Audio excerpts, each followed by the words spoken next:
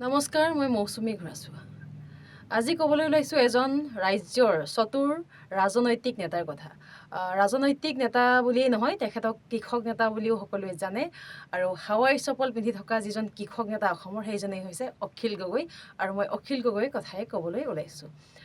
অখিল গগৈ এইকাৰণেই মই চতুৰ বুলি কৈছোঁ, তেওঁ তৎক্ষণতে সাপৰ দৰে মুঠ হলাব পাৰে।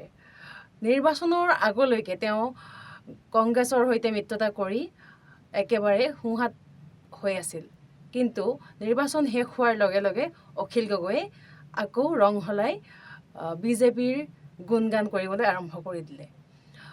এনেই দেখা যায় যে তেখেত সুবিধাবাদী নেতা। আচলতে সুবিধাবাদী বুলি তেখেতক বহুতে কয়, কিয়নো তেখেতে সুবিধা আদায় কৰাত সদায় ব্যস্ত থাকে আৰু য'তে সুবিধা পায় তালৈকে তেওঁ ঢাপলি মেলে। আচলতে কি কথাটো হ'ল, তেওঁ যিকোনো ক্ষেত্ৰতে তেওঁ থাকে। ক'ৰবাত যদি আন্দোলনো হয় তাতো তেখেত আছে, আন্দোলনটো সৈমান কৰাবলৈ তাতো তেখেত আছে, কাৰণ তেখেতক নিৰ্দেশ দিয়া হয় বা তেখেতক নিয়োগ কৰা হয়। তেখেত আচলতে সুবিধাবাদী নেতা আৰু তেখেতে য'তে সুবিধা পায় তালৈকে ঢাপলি মেলে। আৰু যদিহে কংগ্ৰেছৰ সৈতে যি মিত্ৰতা কৰিছিলে, যদি তাত কংগ্ৰেছে জয়ী হ'লহেঁতেন, তেতিয়া তেওঁ সেইফালেই থাকিলেহেঁতেন, কাৰণ তাত সুবিধা পালেহেঁতেন। কিন্তু যেতিয়া নেকি কংগ্ৰেছৰ শোচনীয় পৰাজয় হ'ল, তাৰ পাছতে তেওঁতো সুবিধাটো ল'ব লাগিব। সেয়েহে আকৌ মুখ্যমন্ত্ৰী অৰ্থাৎ হিমন্ত বিশ্ব শৰ্মা ডাঙৰীয়াৰ গুণগান কৰা আৰম্ভ কৰি দিলে। ইতিমধ্যে আমি এটা ভিডিঅ' কালি পৰহি দেখিবলৈ পাইছোঁ যে তেখেতে হিমন্ত বিশ্ব শৰ্মাৰ ৰাইজৰ ওচৰলৈ যায় আৰু তাৰ বিপৰীতে গৌৰৱ গগৈ ইস্ত্ৰি ভাঙিব বুলি ৰাইজৰ ওচৰলৈ নাযায়, লাগিলে কোনোবা আহিলে গদা মাৰিহে দিব। যদি তেখেতে ৰাইজৰ ওচৰলৈ নাযায় গৌৰৱ গগৈ, তেখেতৰ সৈতে মিত্ৰতা কৰিবলৈ কিয় গৈছিল? নে তেখেতক হেলিকপ্টাৰখন নিদিয়াৰ বাবে তেখেতে বদনাম কৰিবলৈ আৰম্ভ কৰি দিলে নেকি? নে তেখেত জয়ী নোহোৱাৰ বাবে তেখেতৰ সৈতে কোনো কাম নহ'ব বুলি তেওঁ আকৌ বিজেপিলৈ ঢাপলি মেলিলে নেকি? আচলতে এই মানুহজন কাৰ? সকলোৰে মনত হয়তো এই প্ৰশ্নটো হয় যে এই মানুহজন আচলতে কাৰ আৰু কি আচলতে?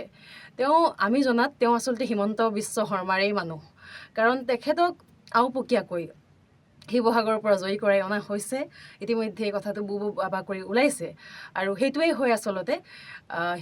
অখিল গগৈ যদি জয়ী নহয়, অলপ হুলস্থুল লগাব বা তেখেতক জয়ী কৰা কথা আছে, জয়ী কৰাবলৈ তেখেতক কথা দিয়াই আছে, আৰু তেখেতক কিছু কিছু কথা বকিবলৈ সেইখিনিও তেখেতক নিৰ্দেশ দিয়া হয়, আৰু চৰকাৰৰ মতেই তেওঁ উদ্ভৱ কৰে আৰু সুবিধাখিনি আদায় কৰে, আৰু তেখেতক সুবিধা লাগিবই।